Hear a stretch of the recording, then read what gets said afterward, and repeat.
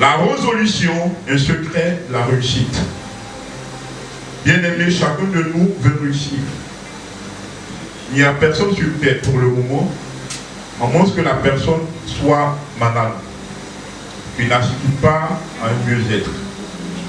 Chacun veut toujours parvenir à une vie meilleure que celle dans laquelle il se trouve aujourd'hui. C'est cela qui nous motive, quel que soit par quoi nous passons, à faire face aux difficultés, parce que ce rêve-là est dans le cœur de chacun, le rêve de réussir. Et ce rêve de réussir nous vient du Dieu qui nous a créés à son image et selon sa ressemblance. Lorsque nous parcourons les Écritures, nous voyons que dans le jardin d'Éden, avant que Dieu n'y dépose l'homme, tout était préparé pour l'épanouissement, le bonheur de l'homme. Le jardin d'Éden est donc un type du royaume de Dieu. Ça veut dire une image de la présence de Dieu. Mais cette présence de Dieu pour l'homme, vous voyez quand vous lisez le jardin d'Éden, le mot Éden veut dire délice. Donc Dieu a déposé prophétiquement par là l'homme dans les délices. Et Dieu dit, après avoir créé l'homme, il dit quoi? Dominer. Ou encore, multiplier, assujettisser. Assujettir, c'est faire de ce qu'on assujettit son sujet. Donc dans la pensée de Dieu, nous sommes censés manifester tous les potentiels qu'il a mis en nous, qui lorsqu'ils sont manifestés, reflètent sa gloire.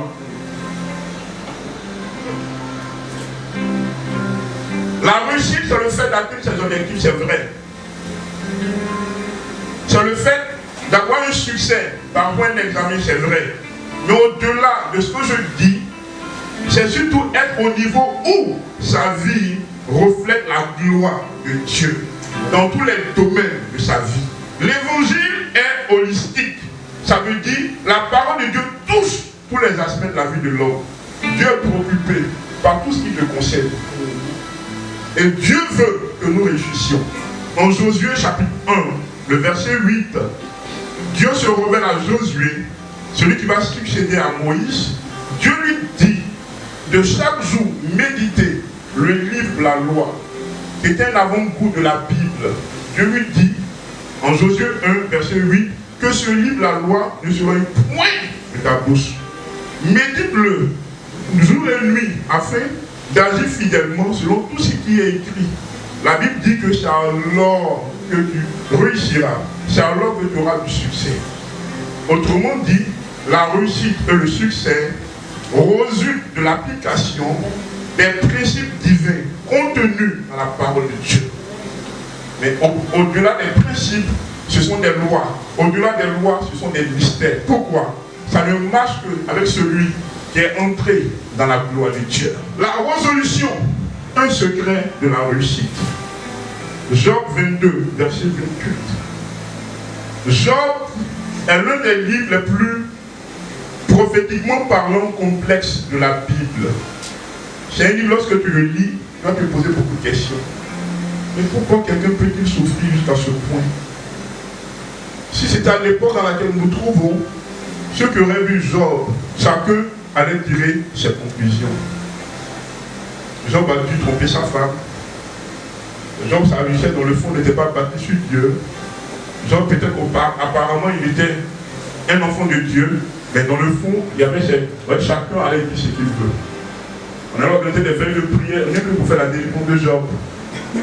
Je vous dis la vérité. Mais quand nous lisons Job, dès le début, la Bible révèle en point. Il était un homme intègre. Un homme qui avait la crainte de Dieu. Un homme dont l'intégrité était reconnue, non seulement par Dieu, mais Satan lui-même.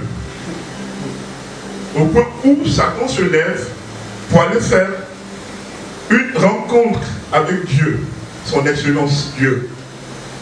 Pour dire, j'ai vu sur terre un de tes serviteurs que tu as béni, que tu as rendu prospère. Mais Dieu, excellence, laisse-moi te dire, c'est parce que tu l'as béni qu'il t'adore. Dieu, connaissant son élément, lui dit, non, Il ne m'adore pas parce que je l'ai béni, mais c'est moi qui l'ai béni parce qu'il m'adore. Donc la vie de Job devient un enjeu d'action en Dieu et puis le diable. Le diable est convaincu que c'est parce que Dieu a béni Job, que Job adore Dieu. Dieu lui est convaincu que c'est parce que Job l'adore qu'il l'a béni. Donc Job devient le pari de Dieu. Le jour où tu décides à suivre Dieu, dans la vérité, Dieu parie sur toi. Et ce pari déclenche dans le spirituel des conflits, des batailles. Et tu ne comprends pas ce qui t'arrive. On m'a dit de vivre la sanctification. C'est là même les problèmes viennent. Je prie, c'est là que je ne comprends pas ma vie. Je donne, c'est là que les situations semblent être bloquées. Je suis venu te dire que tu es comme Job dans la situation. Job veut dire le persécuté. La Bible dit que ceux qui vont décider de suivre Dieu, ceux qui vont vouloir vivre pieusement à cause du Seigneur seront persécutés. La persécution n'est pas une malédiction.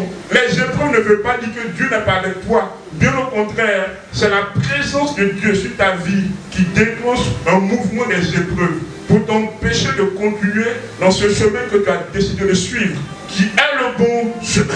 C'est Dieu qui répond aux questions existentielles de l'homme. Ça veut dire, après mon séjour terrestre, où irai-je? C'est la parole de Dieu qui répond que c'est le paradis pour ceux qui, sur terre, ont fait la paix avec Dieu en Jésus-Christ. Cette question-là, aucune philosophie ne peut répondre à ça. Aucune connaissance scientifique, aucun discours. Il n'y a que l'évangile vrai, la parole de Dieu en Jésus-Christ qui te dit que tu es sauvé par la foi en Jésus-Christ. Et Job, même dans l'épreuve, a dit que je sais que mon Rédempteur est vivant. L'un des premiers prophètes a pu voir Dieu dans sa dimension rédemptrice, Jésus-Christ de Nazareth. Ça, c'est une grâce. Bien-aimé, tant que tu as accepté Jésus-Christ, ne laisse rien te distraire. Tout ce qui t'arrive te conduit vers une gloire indestructible. Ton temps n'est pas loin. Reste ferme.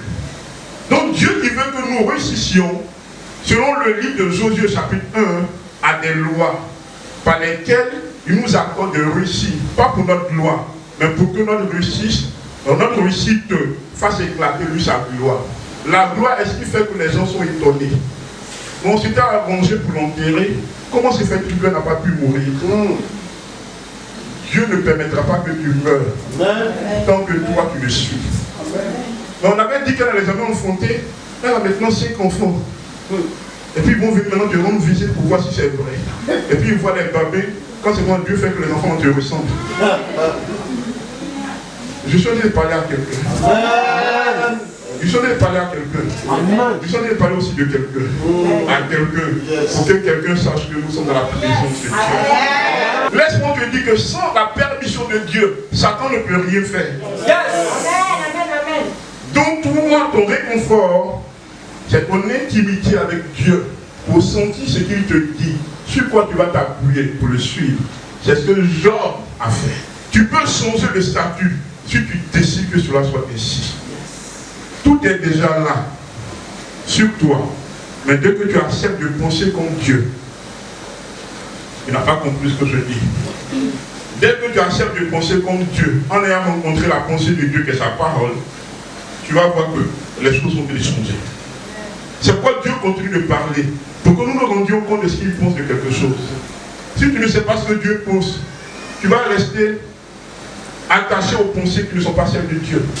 Il y en a qui finissent par démontrer que le péché, on ne peut rien. Le péché est dans notre nature. Non.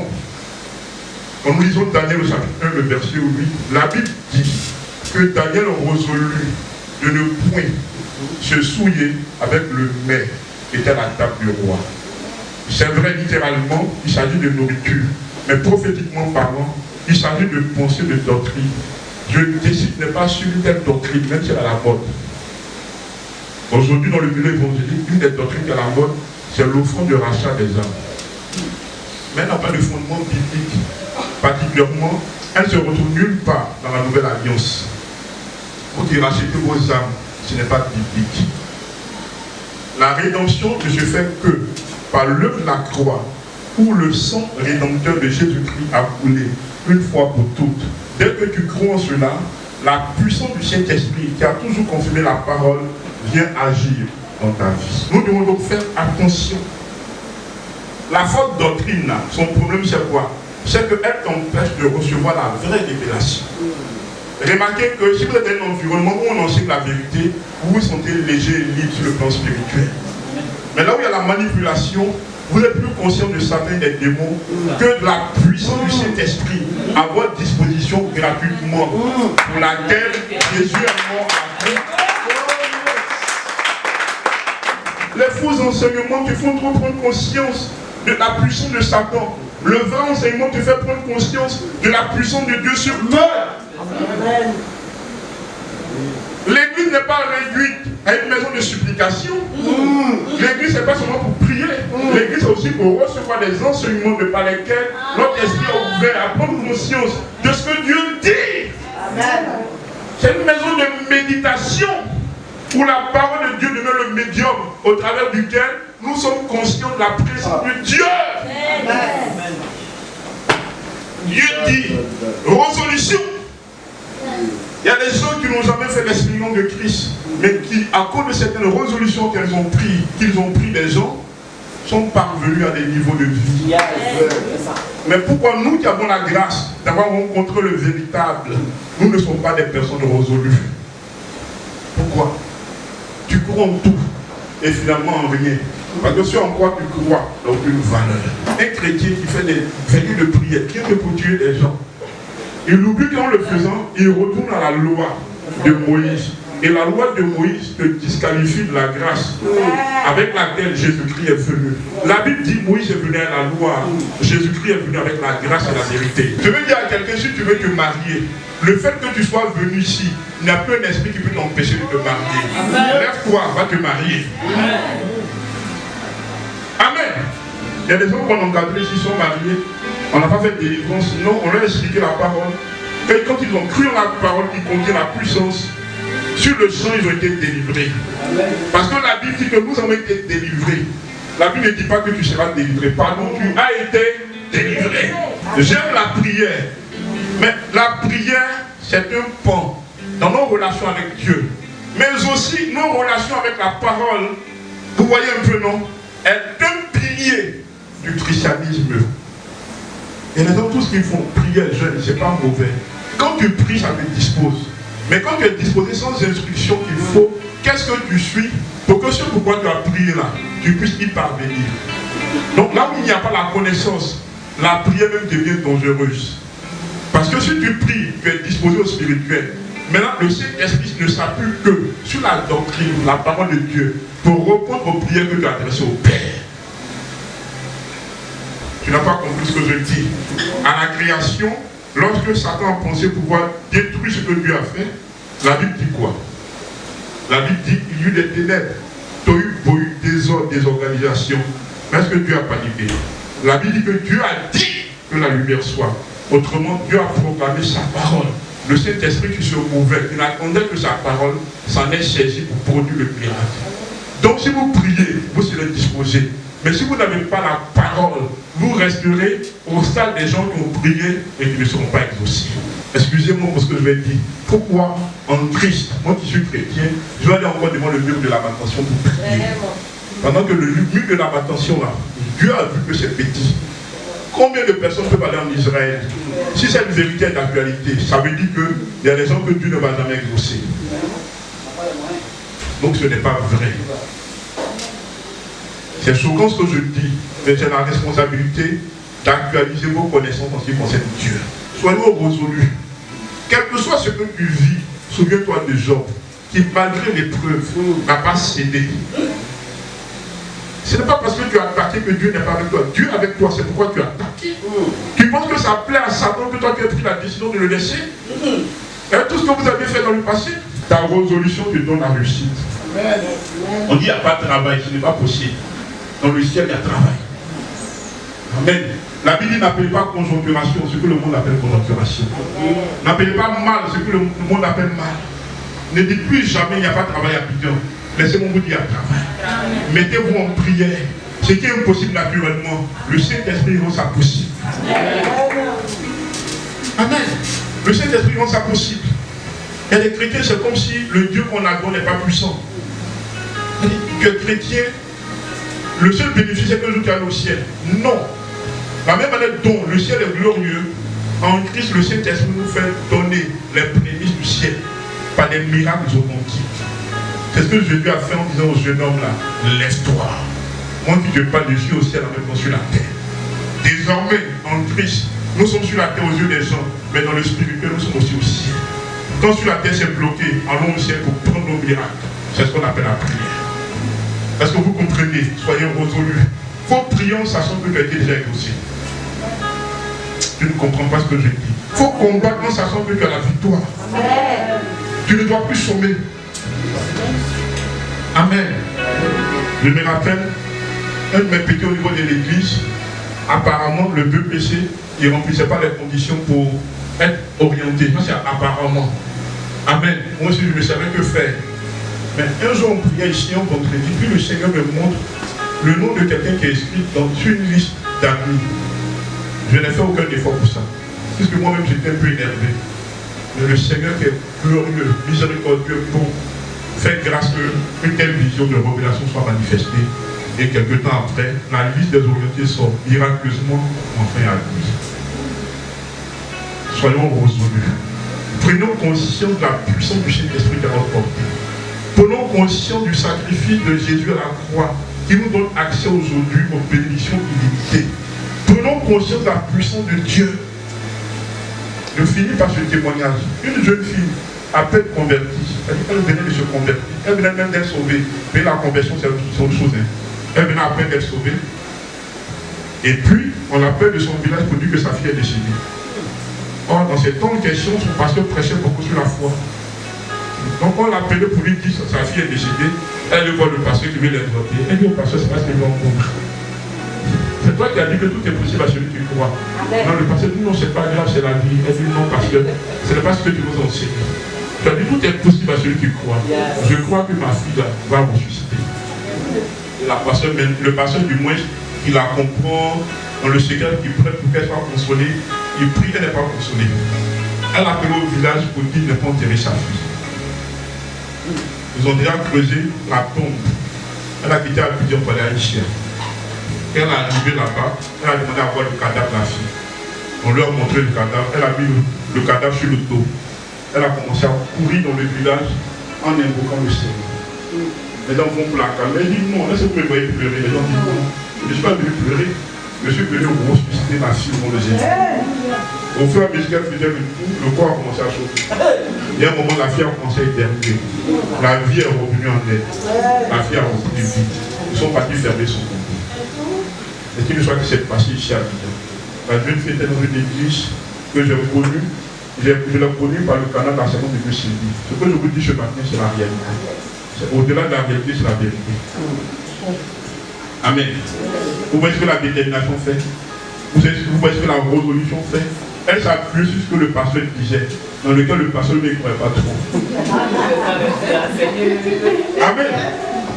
Excusez-moi, quand nous venons pour vous stimuler, à vous d'accepter par la foi ce que vous entendez, à vous de sortir maintenant pour aller pratiquer.